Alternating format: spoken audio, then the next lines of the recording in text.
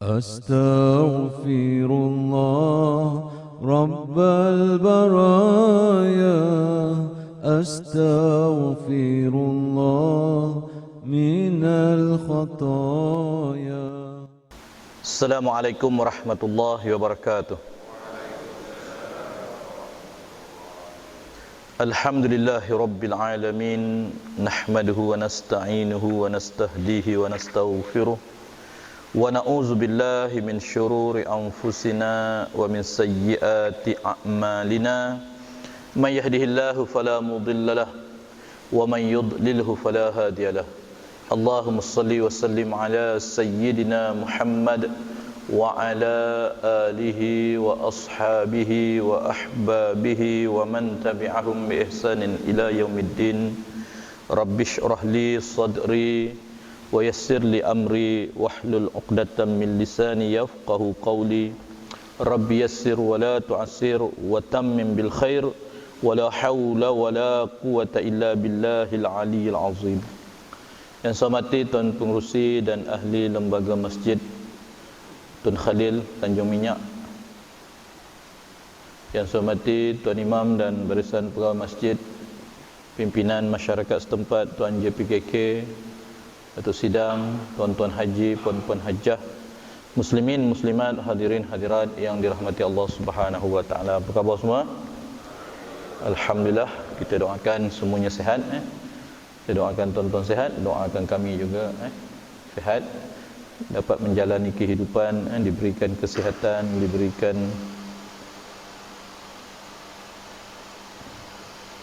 kemakmuran kepada negeri dan negara kita, dan seterusnya. Semoga Allah Subhanahu wa taala menjauhkan kita daripada sebarang musibah, bencana, penyakit yang tidak terjangkau oleh kita untuk melawan kehendak Allah Subhanahu wa taala.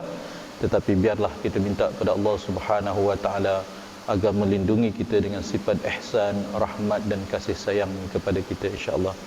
Terlebih dahulu kita buka majlis kita dengan bacaan Ummul Kitab untuk kita hadiahkan kepada baginda Nabi sallallahu alaihi wasallam, kepada isteri, para sahabat serta keluarga, dan seterusnya kepada kedua ibu bapa kita, guru-guru kita, mereka yang berjasa dengan kita, dan kepada mereka semua. Syai'ulillahi lahumul Fatihah. A'udzubillahi minasyaitonirrajim. Bismillahirrahmanirrahim. Alhamdulillahi rabbil alamin. Ar-Rahmanir-Rahim. Maliki yaumiddin. Iyyaka na'budu wa iyyaka nasta'in. Ihdinas siratal mustaqim.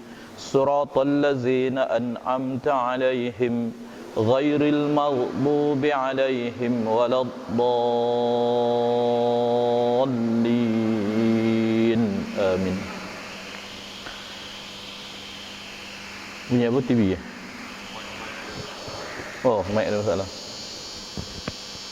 InsyaAllah tuan-tuan, alhamdulillah kita panjatkan kesyukuran kita bertemu pada pagi ini, dan semoga pertemuan kita masa cepat berlalu. Kita akan tinggalkan 2020 ni cuma 3 bulan atau 4 bulan sahaja lagi, lebih kurang, dan kita pun telah menyambut tahun baru hijrah 1442. Kita dalam semangat orang kata kemerdekaan negara kita 63. Kemudian kita masih dalam suasana orang kata memperingati hari Malaysia, penubuhan Malaysia 1963. Dan insya-Allah kita mohon pada Allah Subhanahu wa taala, biarlah menjadikan negeri dan negara kita, Rabbi ja'al hadza baladan aminan warzuq ahlahu minas samarat, kata Allah. Ya Allah, jadikanlah bumi ini baldatun thayyibah, artinya Rabbi ja'al baladan aminan, sebagai sebuah negeri yang aman lagi sejahtera.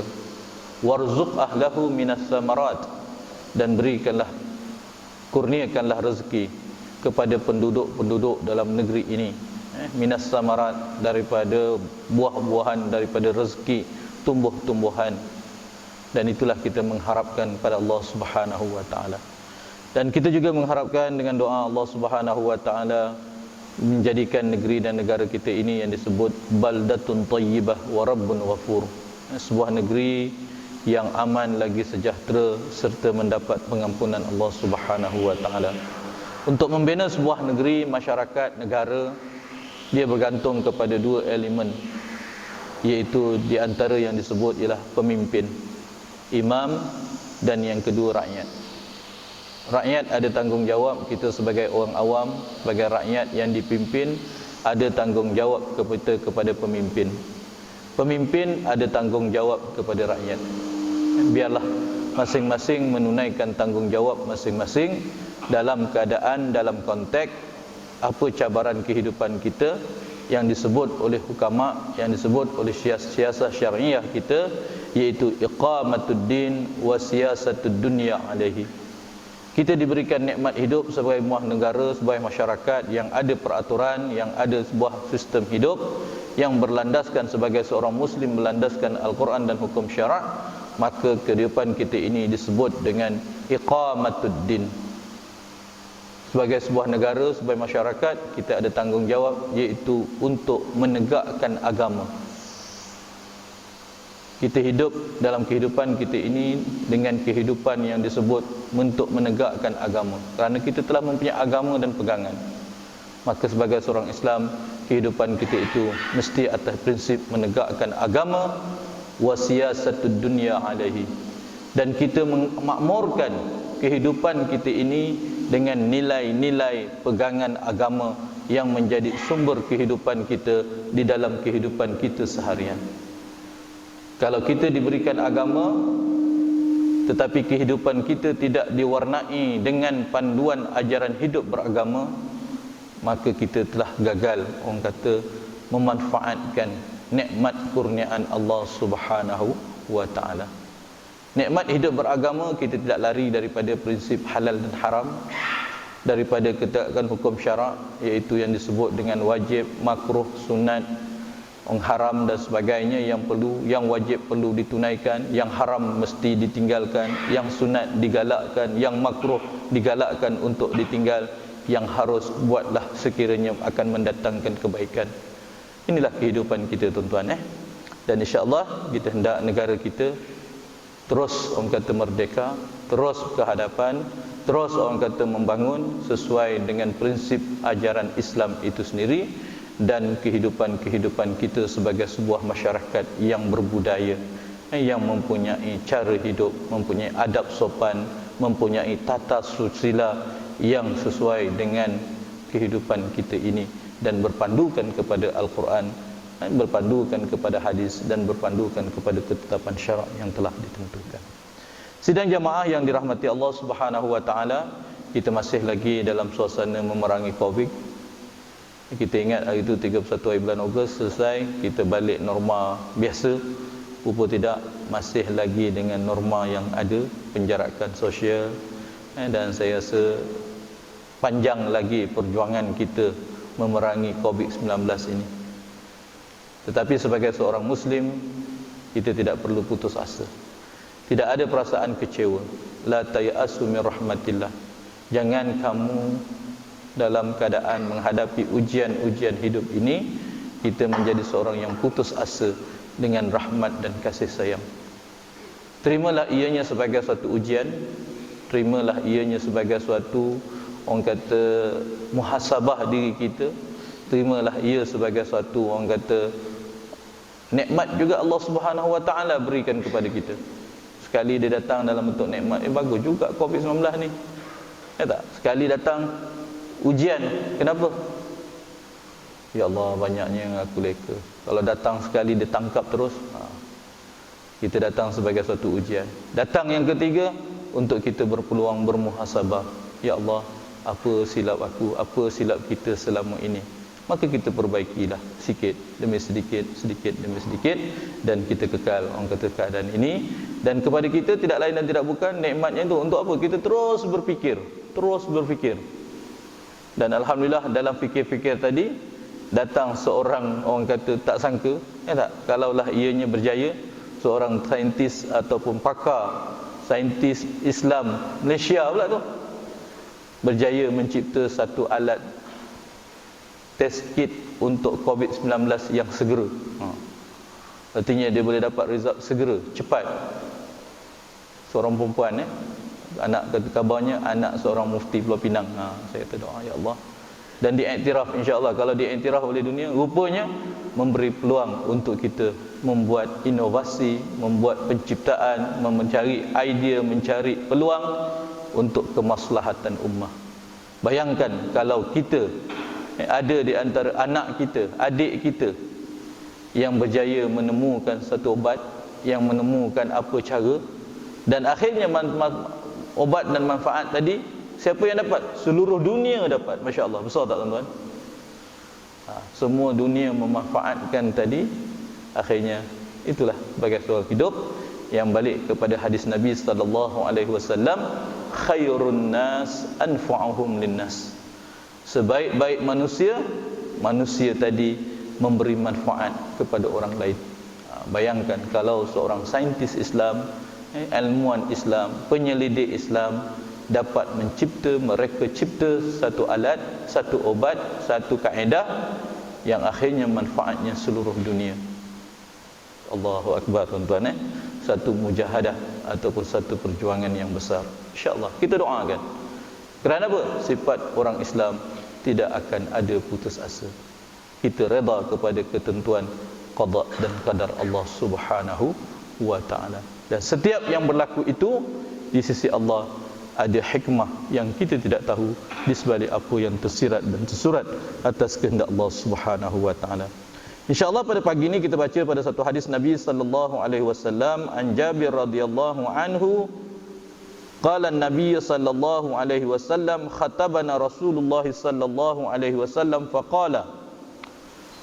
Daripada Jabir bin Abdullah radhiyallahu anhu katanya, Rasulullah sallallahu alaihi wasallam sedang berkhutbah atau setelah berkhutbah kepada kami dan berkata, ya ayuhan nas tubu ilallah qabla an tamutu wa badirul bil a'malis salihati qabla an tushghalu.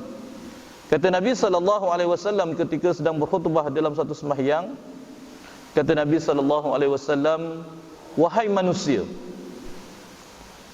bertaubatlah kamu kepada Allah Subhanahu wa taala sebelum kamu mati. Wa badirul bil a'malis salihati qabla an tushghalu, dan bersegeralah kamu untuk melakukan amal-amal yang soleh sebelum kamu dalam keadaan diganggu atau disibukkan oleh apa? Oleh penyakit, tua, masa sibuk dan sebagainya. Ini ungkapan ataupun khutbah yang pertama. Wasilul ladzi bainakum wa baina rabbikum bikasrati zikrukum ilah.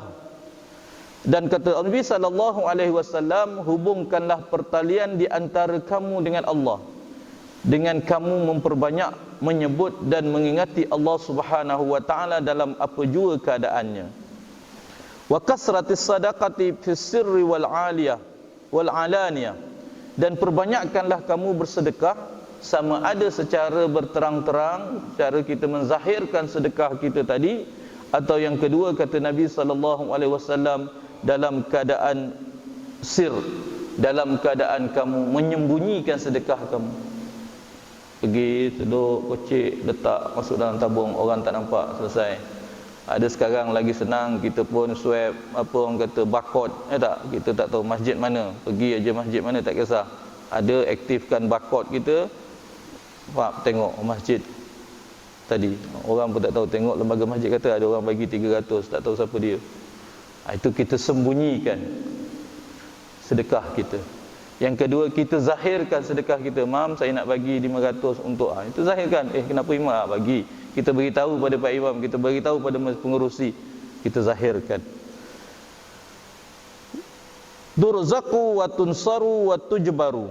Kata Nabi sallallahu alaihi wasallam, maka banyakkanlah kamu bersedekah dalam keadaan berahsia, dalam keadaan menzahirkannya, kerana nescaya kamu akan ditolong oleh Allah Subhanahu wa taala, kamu akan diberikan rezeki oleh Allah Subhanahu wa taala, dan kamu akan disempurnakan kekurangan kamu oleh Allah Subhanahu wa taala.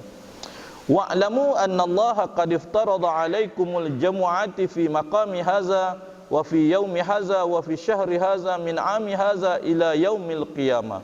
Dan ketahuilah bahawa Allah Subhanahu wa taala telah memfardukan ke atas kamu salat Jumaat pada tempat ini, pada hari ini, mulai bulan ini, mulai tahun ini sehingga hari kiamat. Ini tuan-tuan hadis Nabi sallallahu alaihi wasallam mengingatkan kepada kita tentang beberapa kewajipan-kewajipan yang kita lalui dalam hidup kita ini. Yang pertama kata Nabi sallallahu alaihi wasallam, bertaubatlah. Tuan-tuan, bumi mana yang tidak ditimpa hujan? Manusia mana yang tidak melakukan kesalahan? Insan mana yang tidak ada kekurangan, cacat, cela, kesilapan yang pernah kita lakukan? Adakah kita nak biarkan diri kita kekal dalam kesilapan? Adakah kita nak membiarkan kehidupan kita, orang kata, sentiasa bergelumang dengan dosa dan maksiat? Apakah tidak ada lagi pintu ruang untuk kita kembali ke pangkal jalan? Adakah pintu rahmat keampunan Allah tertutup rapat untuk kita? Kita bermuhasabah, tuan-tuan. Kata Nabi sallallahu alaihi wasallam dalam konteks ini, bertaubatlah kamu kepada Allah sebelum datang kepada kamu kematian. Selagi tidak datang kematian, apa lagi tuan-tuan?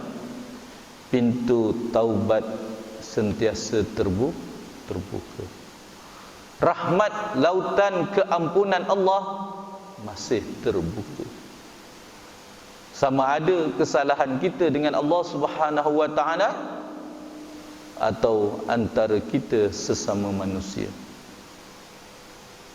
Cuma beza antara kita dengan Allah, selesai. Kita beristighfar, kita bertaubat, kita mengqadakkan balik apa yang kita timbul penyesalan, kita mengazam tidak mengulangi. Itu antara kita dengan Allah.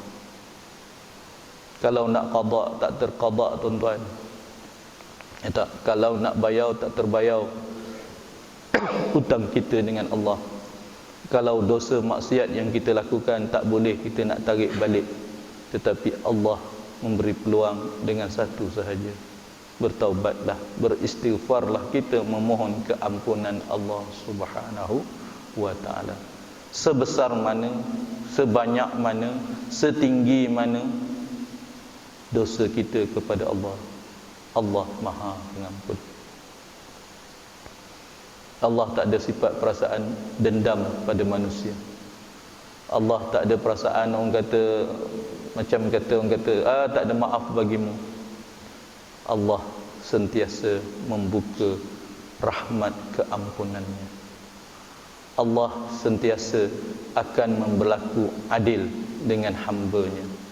Allah sentiasa memberi peluang dan ruang selagi manusia ada nyawanya. Itu je. Dalam satu hadis Nabi sallallahu alaihi wasallam, pintu taubat akan tertutup apabila manusia nyawanya sampai ke pangkal halqum. Pada ketika itu barulah kita nak mengata, ya Allah, aku nak bertaubat sekarang. Dan kita tidak mahu kita menjadi sebagai manusia apabila kembali kepada Allah Subhanahu wa taala, kita menjadi manusia yang dipanggil manusia yang menyesal. Ayat yang selalu kita baca, kata Allah Subhanahu wa taala, walau tara izil mujrimuna nakisu ru'usihim inda rabbihim rabbana absarna wa sami'na farji'na na'mal salihah inna muqim. Kita tak nak disebut oleh Allah Subhanahu wa taala di dalam Al-Quran sebagai ingatan ketika manusia yang melakukan mujrimun, mereka yang melakukan dosa jenayah semasa hidup di dunia, melanggar larangan-larangan Allah Subhanahu wa taala, meninggalkan perintah-perintah yang diperintahkan oleh Allah Subhanahu wa taala. Ketika orang mujrim tadi, orang yang melakukan dosa, diberitahu tentang apa yang telah dilakukan semasa hidup di dunia, apa gambaran manusia ketika itu? Manusia, walau tara izil mujrimuna nakisu ru'usihim, kita akan tunduk kepala kita, dengar aja. Tak ada peguam bela, tak ada siapa yang boleh menafikan, tak ada siapa yang boleh orang kata menghalang segala catatan amal kita akan dibentangkan oleh Allah Subhanahu wa taala. Dalam satu hadis Nabi sallallahu alaihi wasallam, di akhirat nanti kita akan menerima catatan amalan kita, dalam satu hadis Nabi, lebih daripada 99 gulung scroll. Kalau sekarang ni disket, sekarang ni video, sekarang ni nota, sekarang ni buku catatan amal, kita akan terima lebih daripada 99 buku catatan amalan kita pada hari Yaumul Mahsyar. Untuk apa?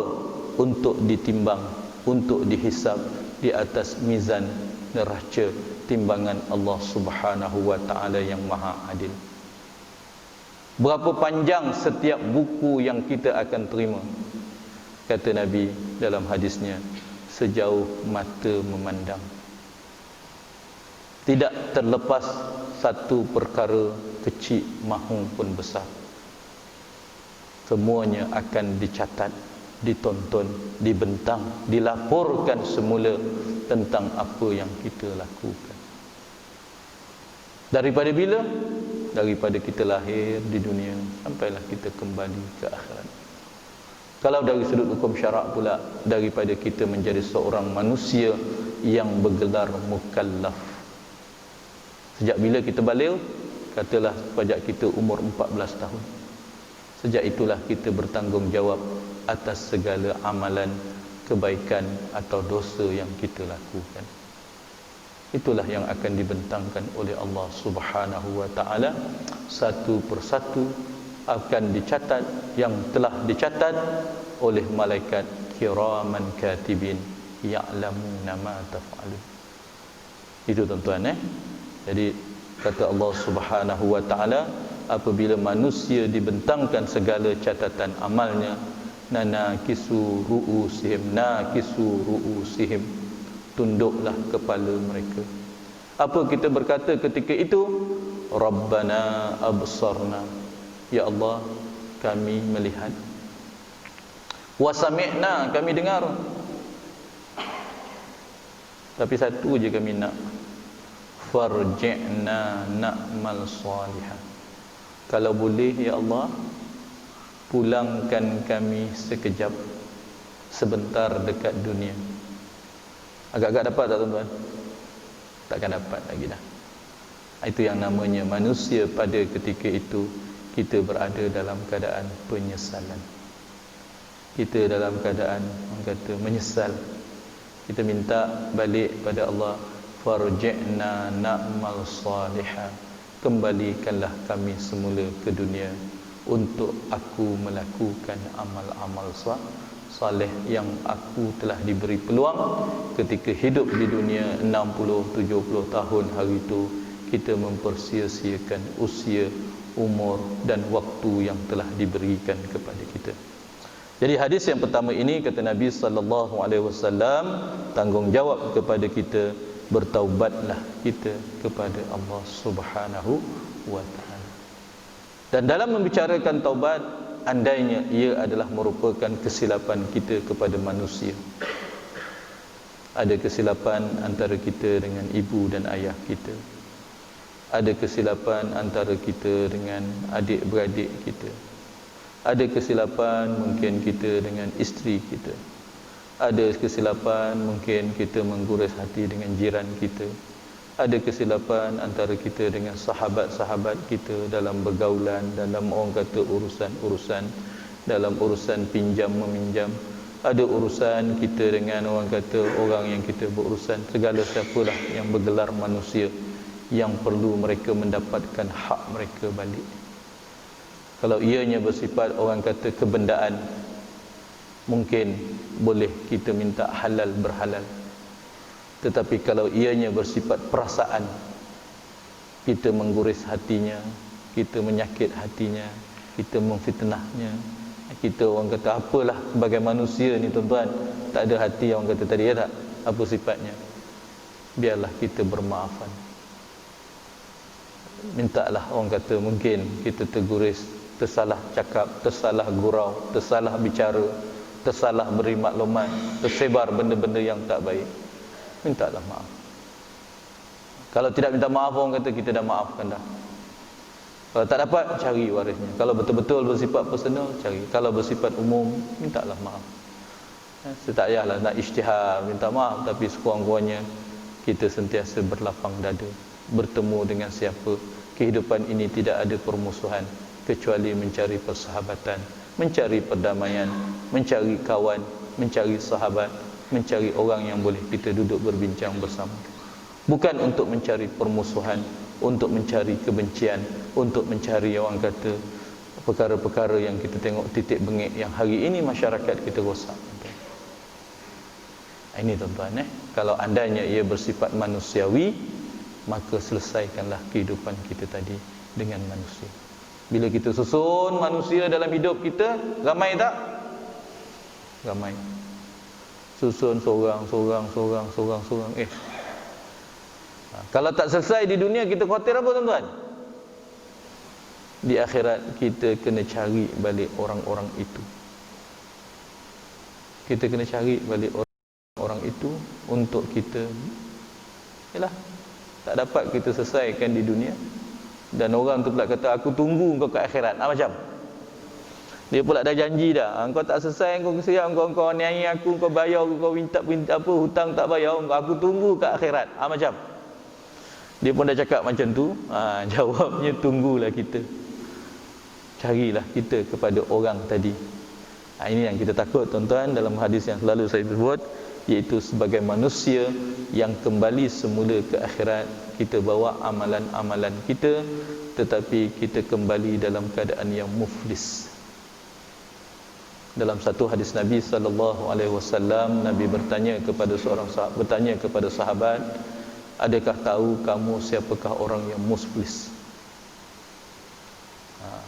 Muflis kat dunia, kata Nabi. Sahabat pun menjawab, ya Rasulullah, muflis itu barang siapa yang tak ada harta, dah hilang hak milik, dah hilang kekuasaan untuk memiliki sesuatu harta.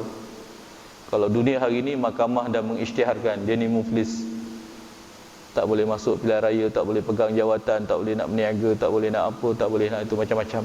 Rumah dah kena sil, harta dah kena rampas. Nabi kata betul lah, itu muflis di dunia. Tetapi bagaimana kita boleh menjadi muflis di akhirat?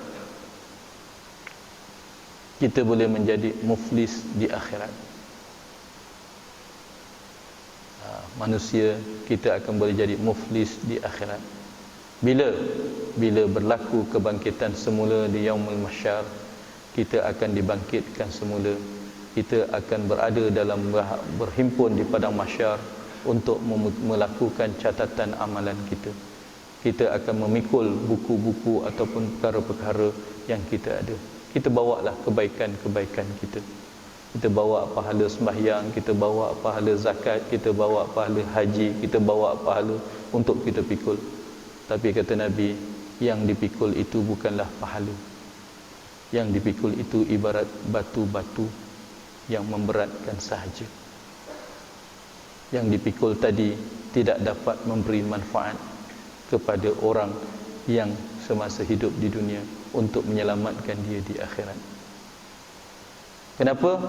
Rupanya di dalam kita melakukan kebaikan, kita menyakiti hak orang lain, kita memfitnah orang lain, kita mengadu domba orang lain, yang kita ada dosa dengan orang lain.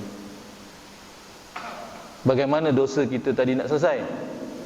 Maka kata Nabi SAW, orang yang muflis tadi akan memulangkan pahala yang kita buat semasa hidup di dunia kepada orang yang telah kita zalimi. Orang yang kita zalimi tadi, yang tidak sempat kita maaf, yang tidak dimaafkan kepada kita, maka kata Nabi, kebaikan yang kita lakukan akan dimakan oleh orang itu. Ibarat kita serahkan pahala kita kepada mereka. Satu, dah nak bayar, tak cukup pula. Tak cukup pula pahala kita untuk membayar dosa kesilapan kita kepada dia. Apa kata Nabi lagi dalam hadis itu? Kalau tidak cukup bayar dalam tadi, maka Ada lagi akaun dia boleh tolong menyelamatkan kita. Apa dia? Kata Nabi yang kedua, kalau akaun kebaikan kita yang kita lakukan tidak mampu membayar dosa kita kepada manusia tadi, maka dosa orang itu pindah pula kat bahu kita. Tadi kebaikan kita dah dimakan, hari ni dosa dia pula akan ada dalam bahu kita yang kena pikul. Itulah kata Nabi, orang yang akan muflis di akhirat. Datang membawa pahala, datang membawa amalan-amalan, tetapi amalan-amalan pahala tadi dimakan oleh orang lain. Wa na'udzubillah, tuan-tuan, itu di antara kita manusia sesama manusia. Antara kita dengan Allah Subhanahu wa taala mudah. Kita menyesal, kita insaf, boleh qada, kita qada, ada kemampuan. Allah Maha Pengampun, Allah Maha Penerima Taubat. Tetapi antara kita dengan manusia belum selesai sekadar itu saja. Aku dah minta maaf dengan dia, tapi dia dah tampau orang tu tak? Dia dah, orang kata, fitnah orang tu sampai orang kata bercerai-berai, sampai orang tu hilang pekerjaan. Cukup aja ke aku dah minta maaf dengan Tuhan? Boleh? Wa na'udzubillah. Kita kena cari orang itu. Hari ini inilah dunia yang penuh dengan ujian, dunia yang penuh dengan fitnah. Jagalah hubungan kita, antara kita dengan Allah dan antara kita dengan manusia. Antara yang paling sukar ialah antara kita dengan manusia. Apa-apa boleh berlaku, demi kuasa, demi harta, demi macam-macam, tuan-tuan. Kalau harta, minta maaf, harta, ada adik-beradik menafikan hak faraid, ada berlaku. Menafikan hak faraid. Macam mana nak pulangkan balik hak faraid tadi? Allahu a'lam. Hak faraid, hak rumah sewa, katakanlah, hak kebun, hak hasil kebun, dapat arwah dia seorang aja kebas. Habis-habis, tuan-tuan, dah dahsyat lagi apa? Hak wang KWSP pun kebas juga. Wa na'udzubillah. Kita ada hak kita. Bila berlaku kematian, maka kita tengok si mati ni ada wasiat tak ada, si mati ni ada hebah tak ada. Akhirnya harta tadi perlu difaraidkan. Tapi nak takdir pula, sebelum difaraidkan, kita ni apa? Kita ni dicatatkan sebagai pemegang amanah, penama. Ada penama dekat tabung haji, ada penama dekat ASB, ada penama dekat itu. Maka apa tanggungjawab penama? Tanggungjawab penama kata, akulah boleh claim duit tu. Adakah penama mempunyai hak milik untuk mengklaim? Betul, dia boleh claim. Tetapi adakah semua harta peninggalan tadi menjadi milik penama? Penama sekadar tanggungjawab urusan duniawi, pentadbiran bank KWSP, sekadar memudahkan urusan. Maka KWSP pun keluarkanlah simpanan tadi kepada penama. Penama kata, alang-alang cek ni nama aku, macam itulah ternafi yang lain. Ada ketika yang ternafi itu ibu kandung sendiri, walauzubillah, ayah kandung sendiri ternafi hak tadi. Ada yang ternafi hak tadi adik-beradik. Ada yang ternafi tadi hak tadi adik-beradik tiri. Walauzubillah, ayah kahwin dua. Tak, isteri pertama kita anak itu, tapi ayah meninggalkan isteri yang kedua dengan anak yang kecil. Kita kata dah itu ayah punya hal. Dari sudut hak, ayah meninggalkan anak isteri kedua. Dari sudut hak, berhak tak pada KWSP simpanan tadi? Walauzubillah. Tapi hari ini manusia tergamak melakukan. Ini kata, bayangkan di akhirat nanti nak cari seorang-seorang. Inilah kehidupan kita, tuan-tuan, yang perlu kita jaga. Baik urusan perasaan, baik urusan kebendaan, baik urusan apa antara kita dengan manusia. Wabadirul bil a'malis salihah qabla an tushghalu.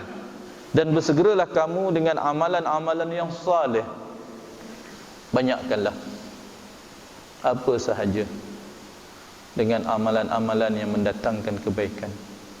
Pertama yang dikatakan saleh, amalan-amalan tadi ada yang bersifat wajib, ada yang bersifat harus, ada yang bersifat sunat.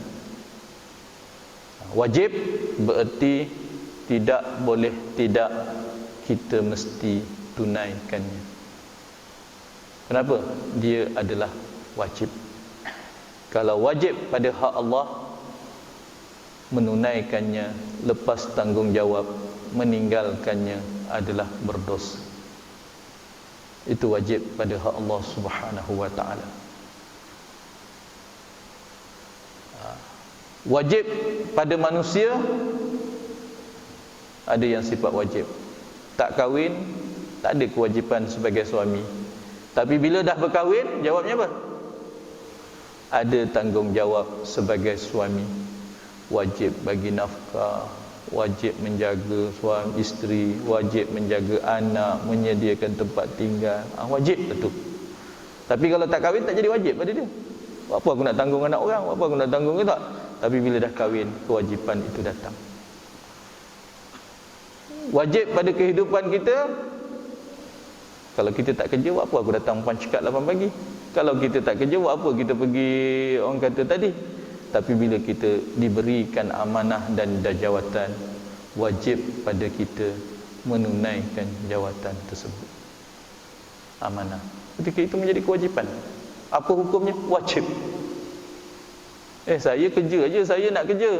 Ya, bila dah masuk dalam kerja, bererti ada sistem amanah dan tanggungjawab yang perlu ditunaikan mengikut sistem yang telah ditetapkan. Kalau sebagai pekerja kilang, jawabnya kita untuk mencari rezeki yang halal, jagalah waktu bekerja kita, maksimumkanlah orang kata produktiviti kita, jagalah orang kata masa bekerja kita, jagalah hak kita kepada harta, masa, majikan, tugas, kuasa. Inilah yang menjadikan kita memegang amanah yang tak ada kerja, kita yang minta. Kalau tak ada kerja, tak apa, kita tak ada kena-mengena. Aku tak ada kuasa, aku tak ada amanah, aku tak ada tanggungjawab. Tetapi kita telah meminta kerja, mendapat kerja itu, maka kita ada tanggungjawab. Yang pertama tadi, tanggungjawab tadi, dia bersifat wajib. Bila wajib, wajib kita tunaikan. Tak tunai bererti kita tidak menjalankan amanah dan tanggungjawab kita. Yang kedua, dia bersifat sunat. Kita sembahyang subuh fardu, qabliyah sunat. Lepas ni sekarang kuliah sunat, nak dengar, tak dengar, nak balik tak apa, boleh. Lepas tu nak sembahyang duha sunat. Tapi gebut duha tinggal subuh, macam jadi? Tak jadi. Kejar sembahyang tarawih tapi tak buat sembahyang isyak, macam? Tak jadi. Jawabnya kena tunaikan yang wajib. Kemudian datang tuntutan yang kedua, ialah amalan yang soleh tadi bersifat sunat. Bila sunat, banyakkanlah benda-benda yang sunat yang menjadi orang kata yang disyariatkan oleh Nabi sallallahu alaihi wasallam untuk kita amalkan sebagai menambah kebaikan-kebaikan amal-amal saleh kita di sisi Allah Subhanahu wa taala. Yang ketiga yang dikatakan amal yang saleh tadi adalah bersifat harus. Harus. Nak buat boleh, tak buat pun tak apa. Buat dapat pahala, tak buat tak dapat dosa. Harus. Harus. Nak tolong orang harus, nak duduk tepi, nak jaga pintu masjid, nak jaga ni harus. Tak nak datang pun tak apa, tak datang apa, tak nak tolong kemas masjid tak apa, tapi kalau nak pahala buatlah. Katakanlah harus. Jadi gunakan nikmat tadi, wabadirul bil a'malis salihati qabla an tushghalu. Bersegeralah kamu dalam melakukan amal-amal yang saleh sebelum kamu disibukkan atau diganggu oleh ketuaan, oleh sakit, oleh keuzuran dan oleh kesibukan. Tuan, inilah ruang yang ada. Kadang-kadang kita sibuk kerja hari Senin sampai Sabtu sampai Jumaat, tak? Akhirnya hari Ahad kita nak buat apa? Kita hari Ahad, hari aku bersama jiran, hari saya bersama keluarga, hari saya bersama masyarakat. Maksudnya kita imbangkan kehidupan kita. Hari Senin, Selasa, Rabu, Khamis, Jumaat, itu hari saya dengan kerja. Kalau orang yang meniaga pula ada cuti orang meniaga. Tengok je, bang kenapa tak meniaga hari Senin? Allah, cukup-cukup lah ustaz. Kenapa? Oh, dia kata saya pun ada masa, ada tanggungjawab saya dengan keluarga saya. Kalau cerita duit ni memang seronok meniaga, hari-hari dapat duit. Tapi dia kata nak bila dah meniaga ni, bila masa kita nak semayang, orang kata dengan khusyuk, bila kita nak buat benda sunat, bila kata masing-masing. Ada orang pula dia meniaga, dia ambil cuti apa? Hari Jumaat. Hari Jumaat kedai abang tutup. Kenapa hari Jumaat lah? Sedap meniaga bang, orang ramai. Itu hari Jumaat tetap aku kalau nak ikut, dia kata hari Jumaat memang sedap meniaga, tak? Lagi pula pukul 1, lagi ramai orang datang. Dia kata tak apalah, hilang hari Jumaat, saya sanggup tak meniaga hari Jumaat, dia kata. Ada orang buat keputusan macam tu. Kenapa? Biarlah hari itu antara saya dengan Allah, keluarga saya nak apa, masing-masing dia yang menentukan. Boleh tak? Tak salah. Dia nak cuti hari Senin boleh, nak cuti hari Senin boleh, hari Khamis boleh, hari Jumaat boleh cuti. Dia nak kerja 7 hari pun tak boleh. Tapi nak kerja pun tak kisah. Tapi jangan lupa hak kita dengan Allah Subhanahu Wa Taala. Jangan sampai kerja kita, harta kita, orang kata dunia kita, keluarga kita, anak bini kita melalaikan kita daripada mengingati Allah Subhanahu Wa Taala. Kenapa sibuk sampai tak sempat nak menunaikan hak kita kepada Allah Subhanahu Wa Taala? Kalau hidup berkeluarga pula, kerja sampai ayah sakit pun dia tak ziarah. Macam ayah dah meninggal pun, aku kerja aku lagi penting, niaga aku lagi penting. Macam jawabnya, kita gagal mengatur kehidupan kita dengan sempurna. Yang kedua, kata Nabi sallallahu alaihi wasallam, wabadirul bil a'malis salihati qabla an tushghalu. Bersegeralah kita melakukan amal-amal soleh. Kenapa kita nak melakukan amal soleh? Kata Allah, man kana yarju liqa'a rabbih falyamal amalan salihan. Tuan-tuan, kita pasti akan mati.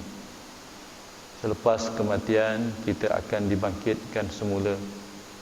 Selepas kebangkitan semula kita akan berhadapan dengan neraca hisab perhimpunan di padang mahsyar, dan kita akan berjumpa dengan Allah Subhanahu Wa Taala. Dalam kita berjumpa dengan Allah Subhanahu Wa Taala, berbicara lagi dalam hukum, adakah manusia akan melihat Allah? Manusia boleh tak melihat Allah? Ini dalam bab akidah, tuan-tuan. Kita berpegang kepada ahli sunnah wal jamaah, manusia tidak dapat melihat Allah di dunia. Kalau kata semalam aku jumpa dengan Allah, Allah beritahu aku, jawabnya bohong lah tu. Yang dijumpa bukan Allah tu. Ahli pendirian kita ahli sunnah wal jamaah, manusia tidak dapat berjumpa dengan Allah di dunia, tak nampak Allah. Tapi di akhirat, wujuhun yawma idzin nadhirah ila rabbiha nazirah. Di akhirat, manusia pada hari itu dalam keadaan bertentang mata dengan Allah. Ila rabbiha nazirah. Manusia akan melihat Allah Subhanahu Wa Taala.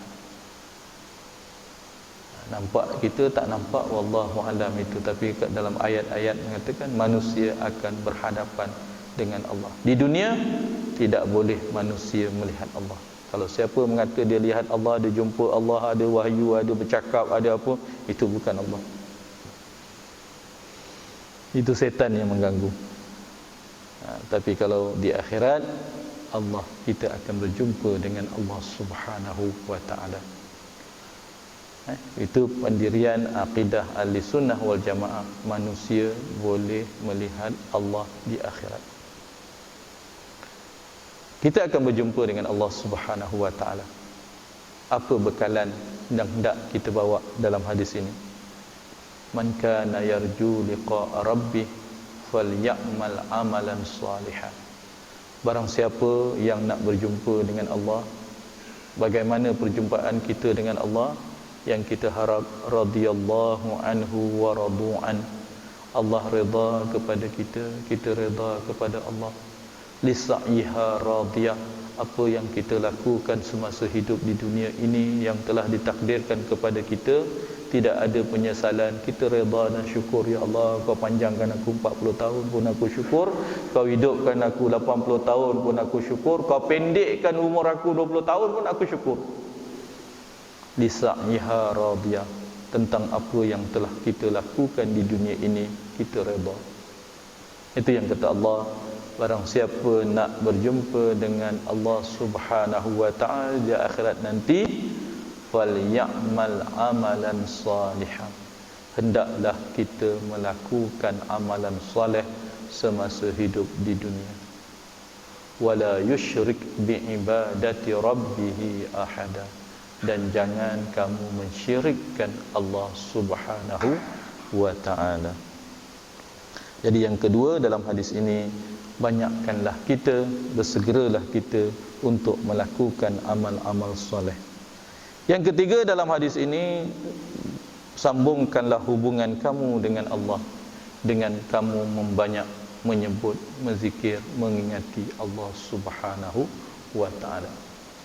Ingatan Allah, fa iza qudiyatis salatu fantashiru fil ard wabtaghu min fadlillah wazkurullaha katsira la'allakum tuflihun. Apabila selesai kamu menunaikan ibadat solat, fantashiru fil ard, bertebaranlah kamu di atas muka bumi. Wabtaghu min fadlillah, cari dan tuntutlah anugerah kurniaan Allah Subhanahu wa taala. Bila dah cari, dah dapat, jangan lupa kata Allah, wazkurullah. Kata Allah Subhanahu wa taala, maka wazkurullaha katsira, dan banyaklah mengingati Allah Subhanahu wa taala, la'allakum tuflihun, semoga kamu tergolong di kalangan orang-orang yang berjaya. Bukan sekadar duduk di masjid, habis di masjid terus bekerja, lepas bekerja ingat Allah balik, lepas tu kembali ke masjid, keluar masjid, sambung tadi.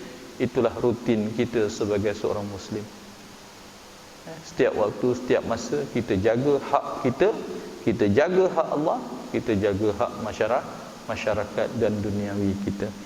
Kata yang ketiga, iaitu jagalah hubungan kamu dengan Tuhan kamu dengan kamu memperbanyakkan mengingati Allah Subhanahu wa taala. Dan yang keempat, wa kasratis sadaqah, banyakkanlah bersedekah. Ada yang bersedekah namanya nafkah, ada yang bersedekah namanya zakat, ada yang bersedekah namanya hibah, ada yang bersedekah namanya wakaf, ada yang bersedekah namanya hadiah, ada yang bersedekah sedekah jariah biasa. Kalau ianya zakat, itu hak Allah, wajib. Kalau ia nafkah, itu hak kita dengan manusia, di bawah tanggungan kita, wajib. Kalau namanya hibah, itu tabarruk kita, ada harta lebihan yang boleh kita kembangkan. Kalau ianya bernama wakaf, ada harta lebihan, wakafkanlah harta kita yang akan kita dapat manfaatnya berterusan. Antara zakat, hibah tadi, masing-masing ada peranan masing-masing dalam kehidupan kita. Maka kata Nabi sallallahu alaihi wasallam, banyakkanlah sedekah mengikut kemampuan keadaan yang kita ada. Hak kita kena jaga, hak orang kita jaga, hak Allah kita jaga, hak masyarakat yang bersifat tadi juga kita jaga, tuan-tuan. Dan yang kelima dalam kata Nabi sallallahu alaihi wasallam dalam hadis ini, telah difardukan ke atas kamu, iaitu kefarduan Jumaat. Kita masih dalam PKP ini, tuan-tuan.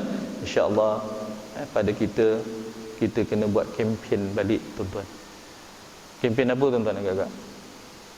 Kempen datang semula ke masjid untuk salat Jumaat. Masjid Tun Khalil ni kalau salat Jumaat berapa ribu sebenarnya agak-agak? Biasa-biasa. Ada 2,000. Ada. Tapi sebab PKP tinggal berapa? Dah tinggal berapa tuan-tuan? Dah tinggal 500, 600 orang aja. Katalah 700. Tengok saya ni, saya rasa lebih 700 boleh lepas sembahyang. Seorang berapa hilang dalam action kita? Ada 1,500 lagi hilang dalam action. Lepas tu adalah kebetulan surau-surau dekat-dekat ni kita dah bagi kebenaran Jumaat. Kat sana ada 100 orang, 120 orang. Jadi sekarang tuan-tuan, akhirnya kita bimbang apa? Masyarakat meringan-ringankan Jumaat. Ini yang kita bimbang tuan. Hari tu nampak masjid tak cukup tu lah. Tapi dari bila penjarakan ni dah mula orang kata kita kurang. Kalau dalam ruang ni sepatutnya boleh muat 400, sekarang dah tinggal 150 je. Saya bilang 80 lebih kurang 200 lah kata dalam ni. Campur atas mungkin 80 orang, campur kat luar lebih kurang dalam 700 orang lah boleh tampung. Mana hilang tadi? Jangan lupa, walaupun PKP, tanggungjawab hari ini yang dimaafkan untuk tidak hadir Jumaat 2 orang saja. Kalau lelaki, orang yang uzur dan orang yang tua, tak boleh katalah tua kerana uzur, dan yang kedua orang yang bermusafir. Itu aja yang tergugur kefarduan Jumaat. Yang lain menjadi kewajipan kepada kita untuk memastikan diri kita ini sebagai ahli Jumaat dalam qaryah atau tempat di mana kita berada. Saya bimbang tuan, tengok saya bilang sekarang ni kita dah dapat rekod kan, berapa orang datang masjid, berapa orang datang masjid. Dulu tak terfikir masjid nak datang kena catat. Sebab COVID-19 ni bercatat. Bila kita tengok, ya Allah, ramai lagi belum sampai. Yang kita khawatir, dia menguzurkan diri dia yang tak uzur. Dia yang meringan-ringankan Jumaat. Wa na'udzubillah. Jadi dengan nikmat Allah Subhanahu wa taala ini, maka kita balik dalam hadis ini, nak cerita dalam hadis ini ialah tentang bab Jumaat, iaitu jangan sampai kita meringan-ringankan perkara-perkara yang berkaitan tentang Jumaat. Tentang Jumaat ini kata Nabi sallallahu alaihi wasallam, man taraka salasa juma'in tahawunan taba'allahu ala qalbi. Barang siapa yang meninggalkan Jumaat kerana meringan-ringankannya, mempermainkannya, meringankannya, meremeh-remehkannya, wa na'udzubillah, kata Nabi, taba'allahu ala qalbi, Allah akan menutup hatinya daripada cahaya petunjuk. Lepas tu jawab, aku dah tak pergi sembahyang Jumaat dah 8 bulan, tak ada apa pun, okey je macam. Ini yang kita bimbang tuan-tuan. Seronok dapat cuti sebab PKP hari tu ada awalnya. Sekarang PKP dah buka. Itu tanggungjawab kita sekarang. Kita kena menyegerakan, mengingatkan anak kita, generasi keluarga kita, suami kita, adik kita, abang kita, jangan nak leka lagi tentang Jumaat. Dan saya rasa terus saya katakan, sekarang ini zaman kita kena seru balik untuk orang datang solat Jumaat. Jangan kita meringan-ringankan kefarduan Jumaat. Jangan kita menguzurkan diri kita yang tidak uzur untuk menjadi ahli Jumaat. Wallahu alam tuan-tuan. Itulah yang ada pada pagi ini, dan insya-Allah kita berdoa kita berjumpa pada minggu akan datang, pada bulan yang akan datang. Dan hadis ini sebagai renungan kepada kita yang pertama, bersegeralah kita memohon keampunan Allah, dan banyakkanlah amal soleh, jagalah hubungan kita mengingati Allah, banyakkanlah sedekah. Dan hadis ini yang kelima, iaitu memperingatkan kepada kita tentang kefarduan menunaikan solat Jumaat di dalam kehidupan kita. Wallahu alam tuan-tuan, moga yang baik datangnya dari Allah, kesilapan dan kekurangan itu adalah kelemahan saya. Wabillahi taufiq wal hidayah. Wassalamualaikum warahmatullahi wabarakatuh. A'udzubillahi minasyaitonir rajim. Bismillahirrahmanirrahim. Allahumma anfa'na bima 'allamtana wa 'allimna ma yanfa'una wa zidna 'ilman min indik. Rabbana atina fid dunya hasanah wa fil akhirati hasanah wa qina azaban nar. Walhamdulillahi rabbil alamin. Taqabbalallahu minkum.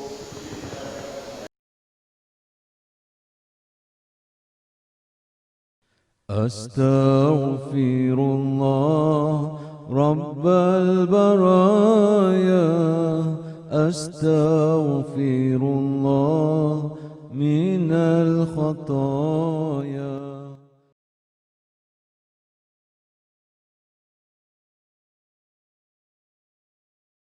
أستغفر الله رب البرايا، أستغفر الله من الخطايا.